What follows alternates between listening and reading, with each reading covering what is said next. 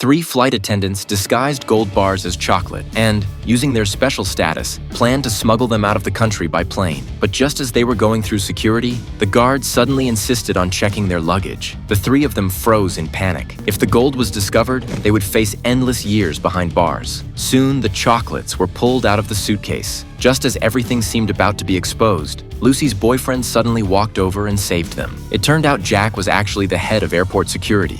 As much as the screening officer didn't like it, he had no choice but to obey orders and let them pass. Following Jack's signal, the three women boarded the plane. Although they narrowly escaped disaster, they later discovered that the person who reported them was actually George, the boss behind the gold trafficking operation. The reason he did it was to use them as a distraction to draw the attention of security, so he could secretly smuggle out tens of tons of gold. Once they learned the truth, the three women came up with a bold plan. Disguised as flight attendants, they quietly sneaked onto George's private jet and slipped a kilogram of sedative into the drinks before calmly serving them to George and his men. Sure enough, after just one glass, they passed out and fell into a deep sleep. Seeing the perfect opportunity, Lucy and the others rushed to the luggage compartment. When they opened the cases, they were stunned to see them packed full of gleaming gold bars and gold spheres. But instead of taking everything, they each grabbed just one case of gold and fled the scene. When George and his men woke up, they found themselves strapped to their seats. Before they could figure out how to escape, the police surrounded the plane. Soon, all the gold on board was discovered, and George was left to face the full weight of the law. By then, Lucy and the others had already vanished with their share of the gold and went on to live a carefree and comfortable life.